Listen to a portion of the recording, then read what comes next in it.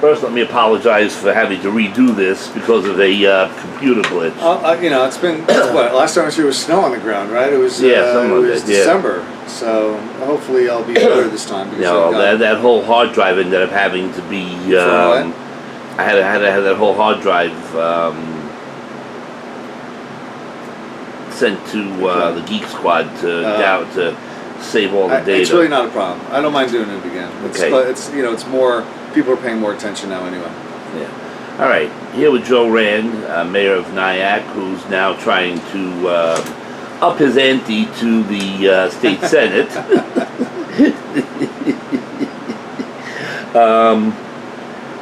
Give me a little background on yourself first, and then we'll go into some of the stuff you did in Nyack. Sure. And then we'll go to some of the topics. Okay, great. I grew up in Rockland County. I was born in Brooklyn, but my family moved to Piermont when I was maybe a year or two old. And then I grew up in Congers for most of my teenage years until my family moved to West Nyack. Went to D-Wing, went to St. Paul's Elementary, eventually went to St. Joe's Regional for high school. Then went on to Georgetown University, Georgetown Law School. Finished up that, decided I wanted to be a law professor, so I spent a couple of years as a clerk for a judge. That was a great job. I worked at a big law firm for a year or two. Then I got a fellowship at Stanford Law School in hopes of pursuing a legal academic career.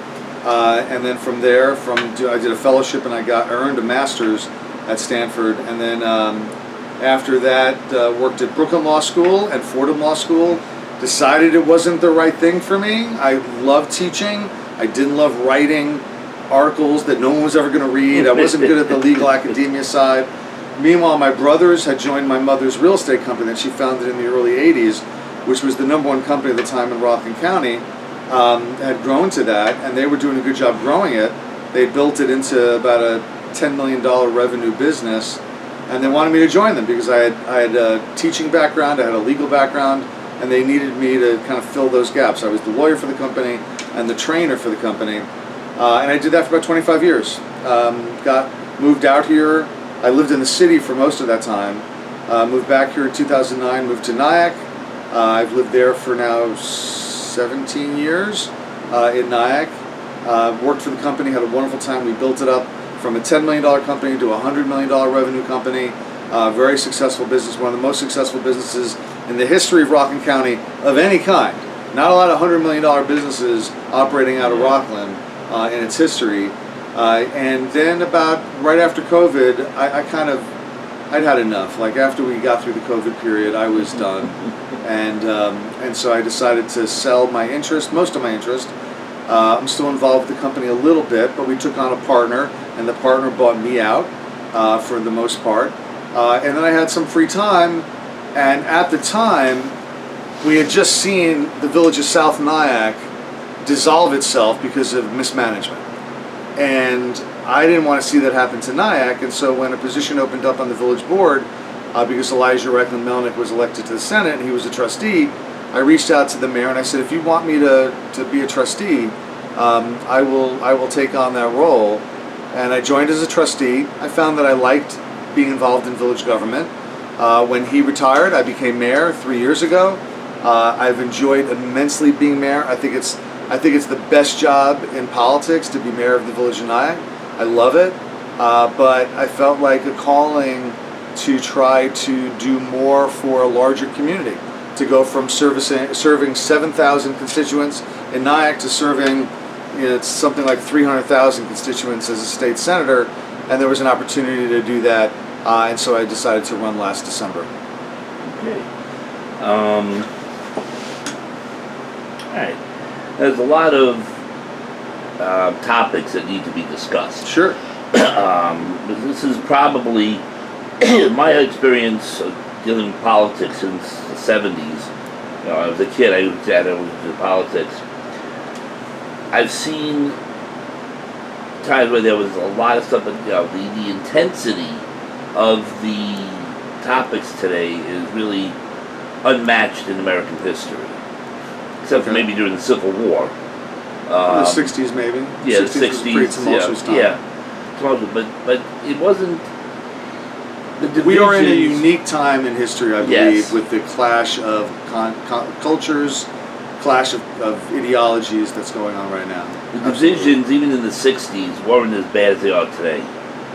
Well, neither of us lived through it. We were both born in the '60s, so we Yeah, don't but- remember it that well. But I'll take it for. No, I'll stipulate to your point. No, We're in a very, look very at it from the convoluted historical end. Okay, I was a Sure. history teacher. You were a teacher there too. So we've looked at this from the historical Okay. end, and we know what happened from having taught it and learned about it. time. Okay. We may not have been experienced it because we were kids, but I'll stipulate to your Yeah. Premise. Okay. yeah, I'll we've got a lot. stipulate Yeah, okay. One thing that people in every community these days having a problem with is infrastructure. Yeah. Routes 303 and 304. Senator Weber just got a $25 million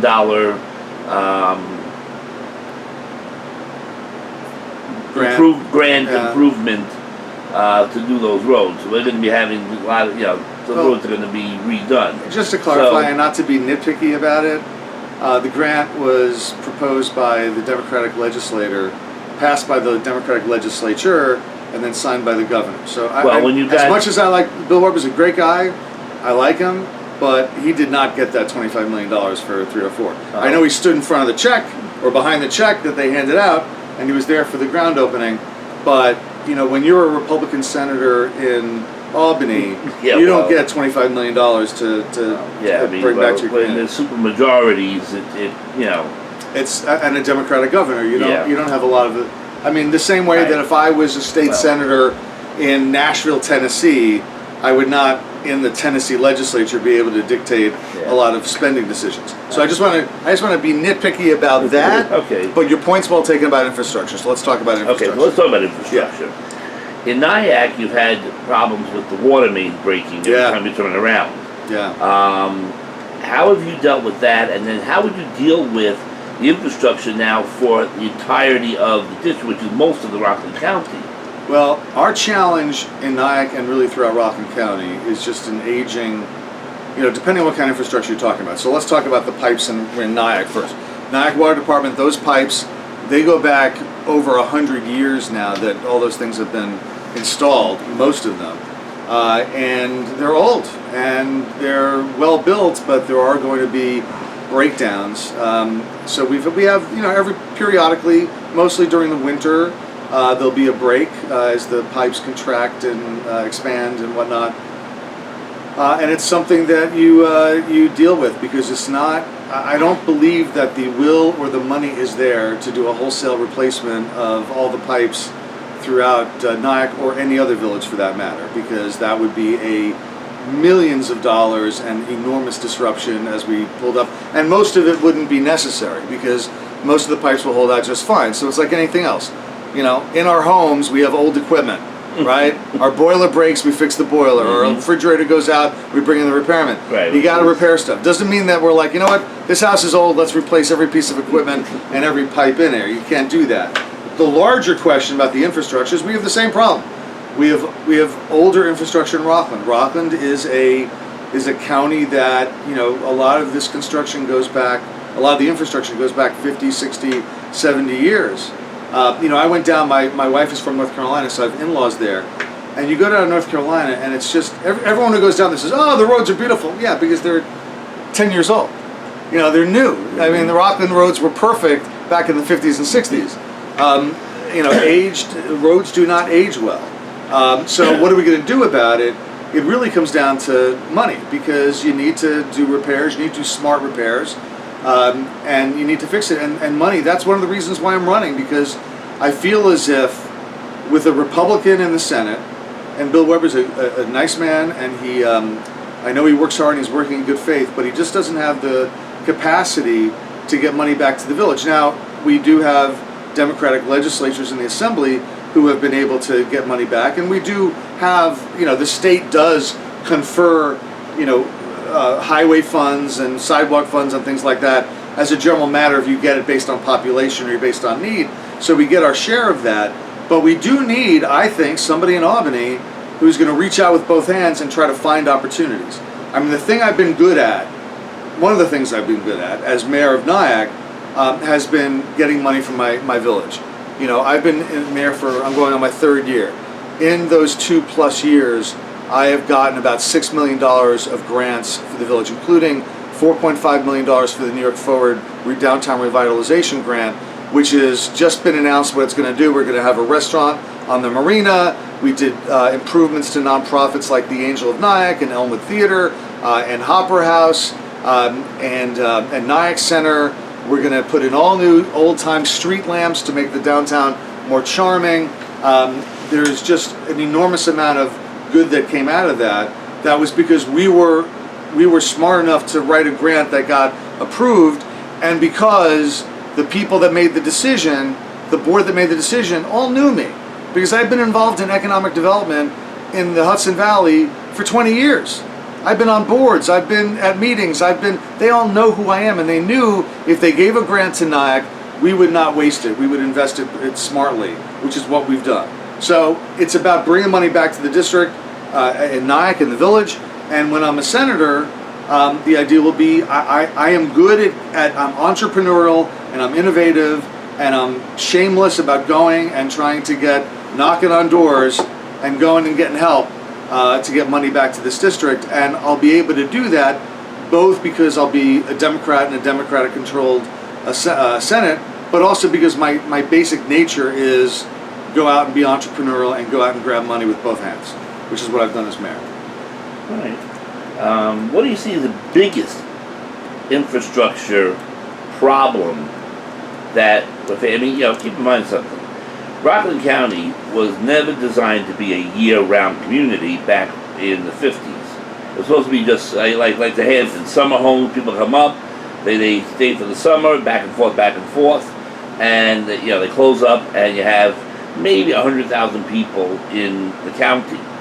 We're probably at close to 400,000 now, and the roads and the infrastructure that's there were not designed to handle this much capacity. Yeah. So what is the biggest issue outside of the roads? We know the roads need to be, and they are being done by the towns and the villages and the state and the county. They are being done. What else do you think is the biggest infrastructure problem we need to deal with? Well, I mean, you mentioned the roads and the quality of the roads. I mean, I drive down Route 9W almost every day, and it's a state road, so that's the Department of Transportation from the state. That's not a county road, right? And it's not a village or town road, and it's a disaster. So a lot of it is about trying to get money from the state to try to repair these roads. But I'll put the larger problem in perspective. The real problem we have is not just that we don't have enough money to do the repairs that we need to do. We do need a comprehensive review of traffic patterns that tells us where do we need to put more capabilities, where do we need to put more capacity.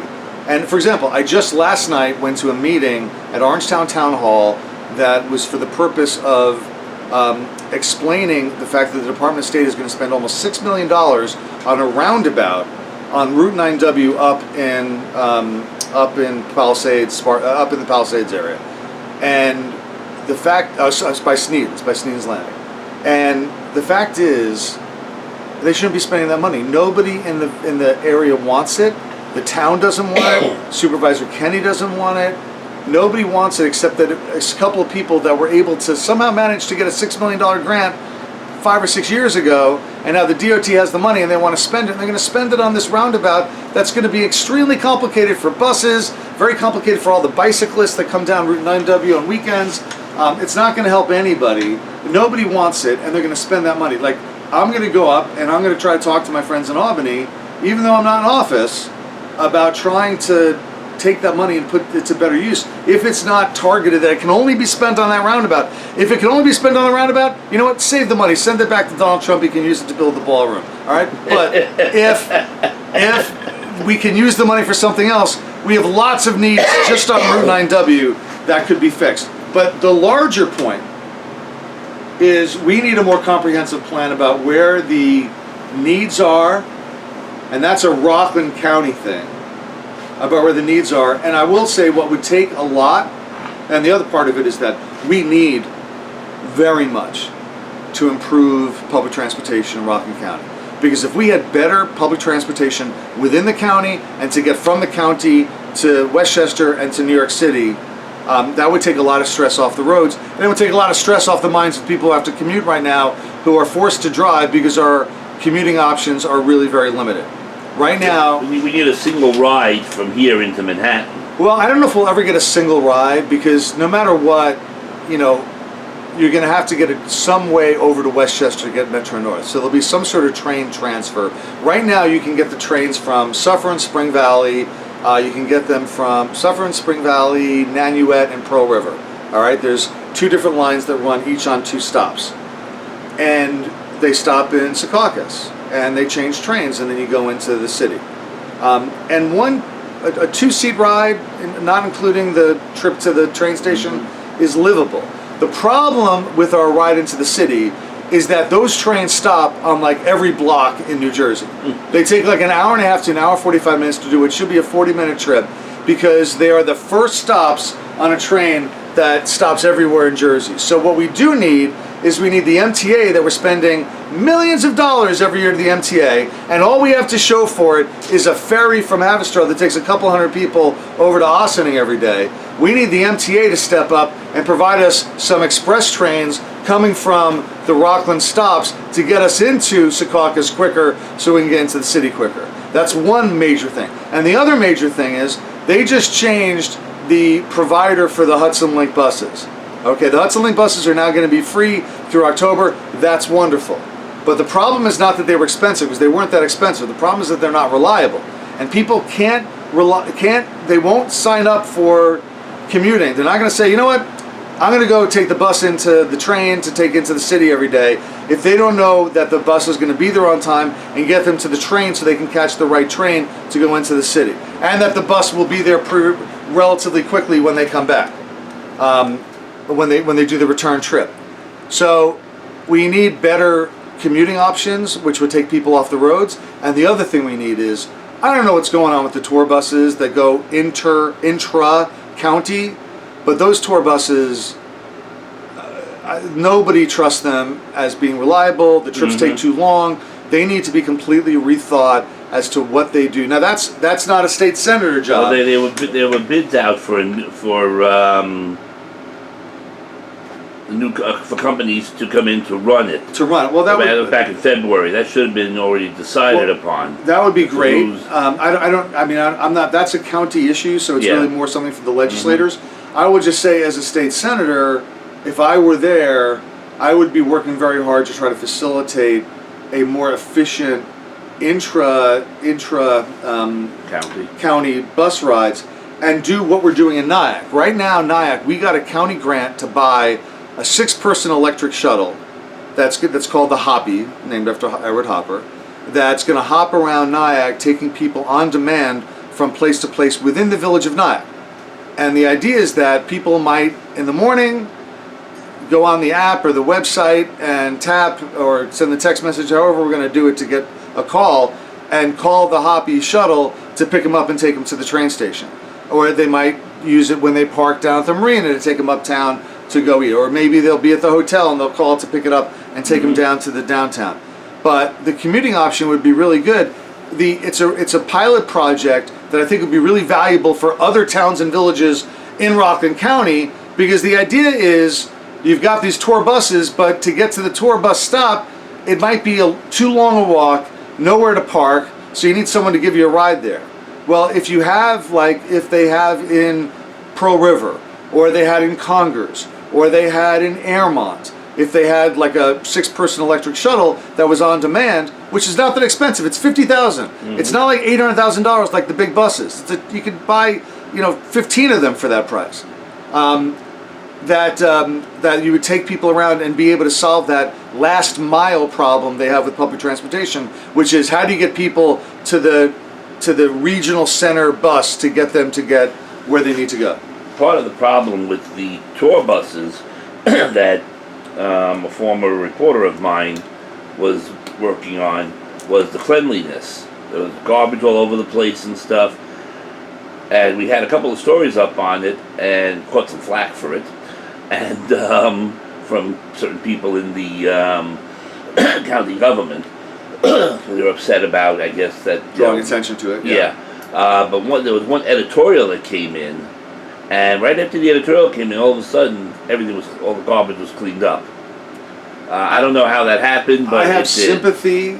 As a village municipal leader, I have sympathy for whoever it was at the county that might not have been aware of the condition of the buses. And then when they found out, good for them, they then fixed it up. Because sometimes that's what happens. Sometimes you just don't know. I mean, unless you're riding the buses regularly. Until the press. Until the press, or until some people that ride the bus reach out, and it doesn't have to be the press. It could be somebody reaching out and calling up the DOT and say, this bus is, here's some pictures of this bus. It's a disaster. But people don't do that. That's the biggest problem.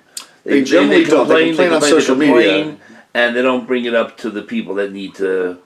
Yeah, but when the press gets involved sometimes. And that can help. No question. No question. But you certainly did a public service by doing that.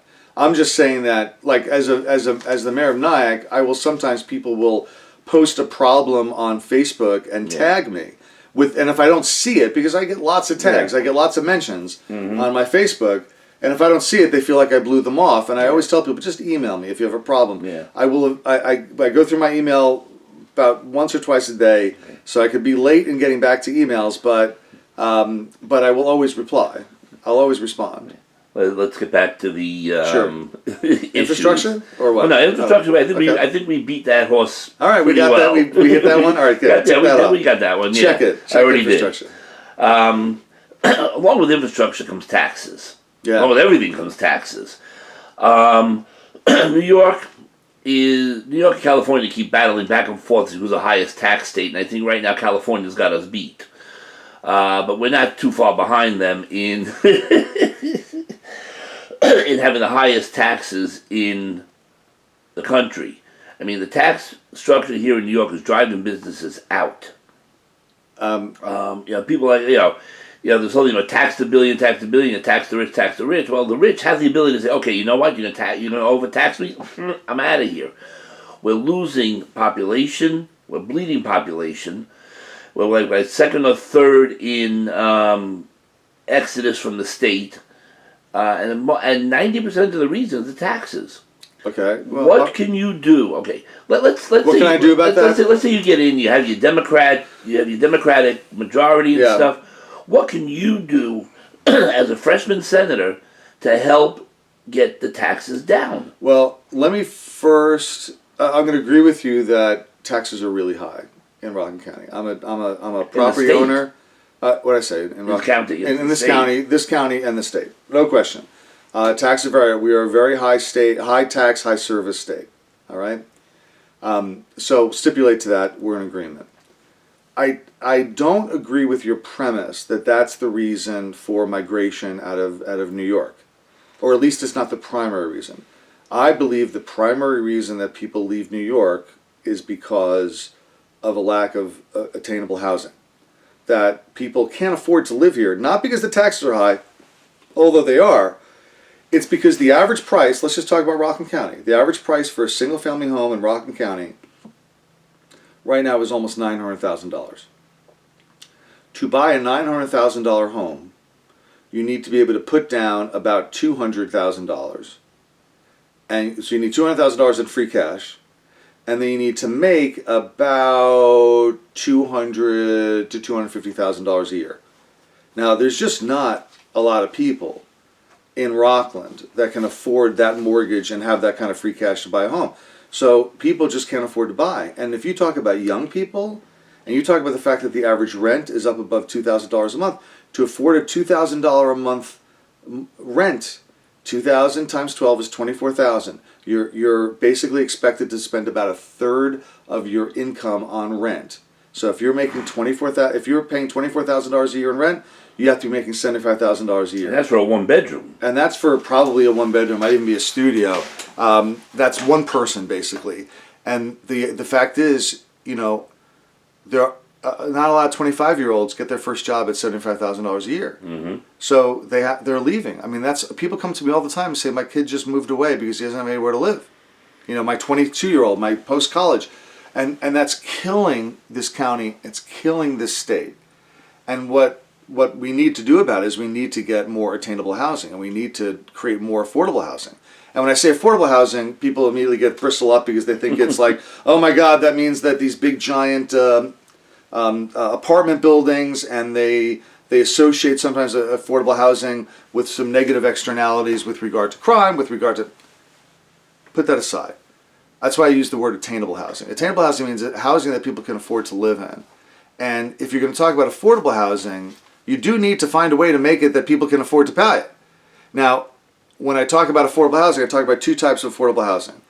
I talk about affordable with a capital A. That's like affordable housing. That's housing that's provided by the state. It's some sort of state subsidized or sponsored housing. So it could be community housing that gets built by the state and managed by the state, or leased by the state. It could also be Section 8 vouchers, which are subsidized by the state to allow people to be able to afford what they otherwise might not be able to afford, and those are based on need. Okay? Anything provided by the government is, quote, big A affordable. So, like, for example, set-asides. When you do a new development in Nyack, you're supposed to provide more than 10% of the units have to go to affordable units, which are 70% of adjusted mean income, which means that people who make $75,000 a year have to be able to afford to live there. That's capital A. But there's also the lowercase a. The lowercase a is affordable housing that is built to be more attainable.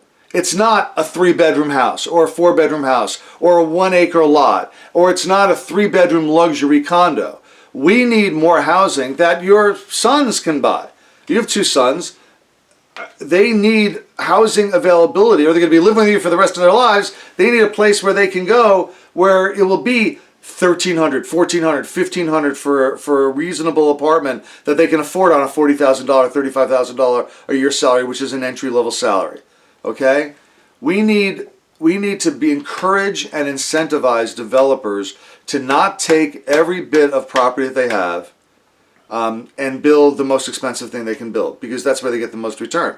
So we got to find out. Now, one of the ways you can do that, and that government can be involved, is conditioning zoning on. You can get more units if you build units that are at a certain size level, that are if they're smaller, they're cheaper. If they have less amenities, they're cheaper. Less parking, they're cheaper. And we go the other way, and we say, well, if you want to put up a unit, you got to put up like at least 1 parking space or 1.5 parking spaces for people. And that has a negative impact because it takes up a lot of space, it reduces the number of units, makes the units more expensive, where there are people that would be willing to rent an apartment without parking if it meant they could get it for $200 a month cheaper, and they'd be willing to walk a couple of blocks to find parking. Right. So a capital A affordable, lower A affordable, we need all of it, all of the above in New York State, because we need to find housing for people. The taxes are an issue. I'm not saying taxes aren't an issue, but the bigger issue is people don't have anywhere to live. Okay.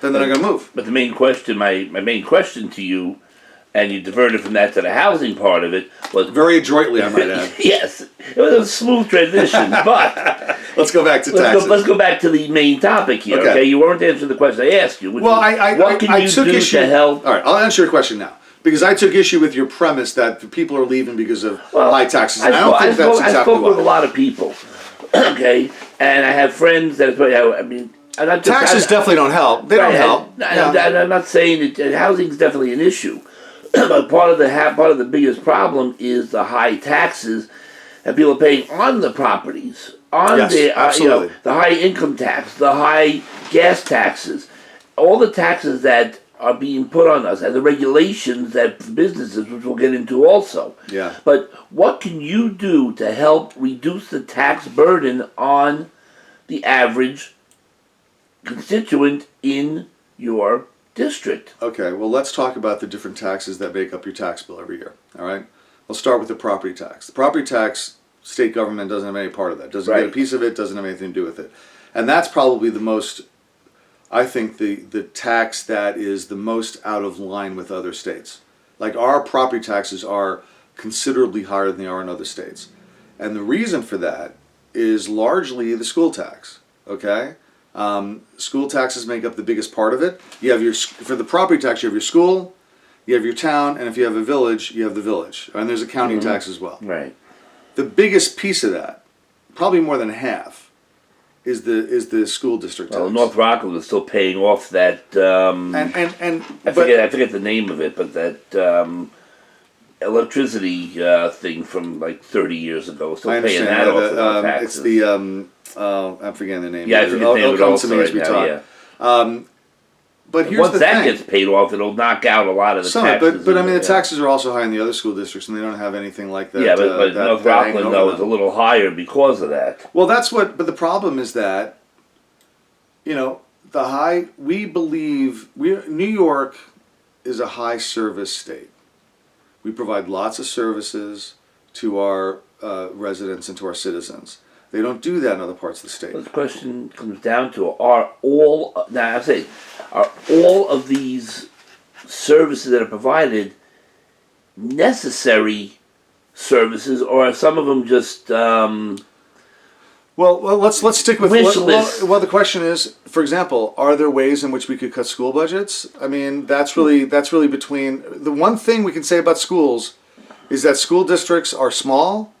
Local input matters, that those boards come up for election every 2 years, that if you want to change the way your school district does its taxes, you can vote and you can start a movement to do that. The problem is that most of those taxes go toward that you see it on the field, you see it in the instruction.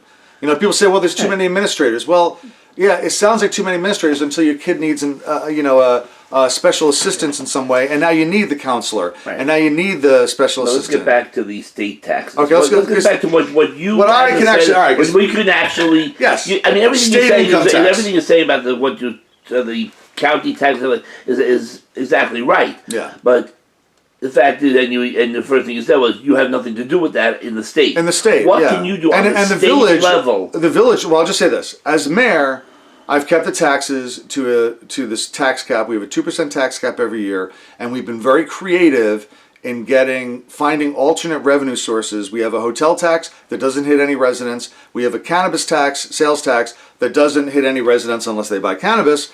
But those two taxes have helped keep us within the tax cap for the last 3 or 4 years, as we've had our expenses go up 3 to 5% every year. But our property tax, which is the largest part of our income, only goes up 2% every year. So we've had to make up the difference, and we've been successful in doing that. I've never broken through the tax cap as a trustee or a mayor. So you can keep a rein on local taxes, but only the part that I control, which is the Right. village, which is a But small piece. Let's go to the state. Let's go to the state. Because I just want to frame everything to say, all Okay. right, let's I set up the gotcha. state. Does the state have a high state income tax? Yes. Is it higher than other states? Yes. Is that the major driver of your yearly taxes? Well, it depends on your income. But when I say we're a high service state, I agree with you that if you're up in Albany, you should really be looking at the budget every year for opportunities to cut back on any spending that is wasteful. And there's always going to be that the old canard of, I'm going to go up to Albany, I'm going to find waste, fraud, and abuse, and we're going to cut that, and that's going to allow us to cut taxes. There's probably not enough waste, fraud, and abuse to move the needle dramatically in terms of property.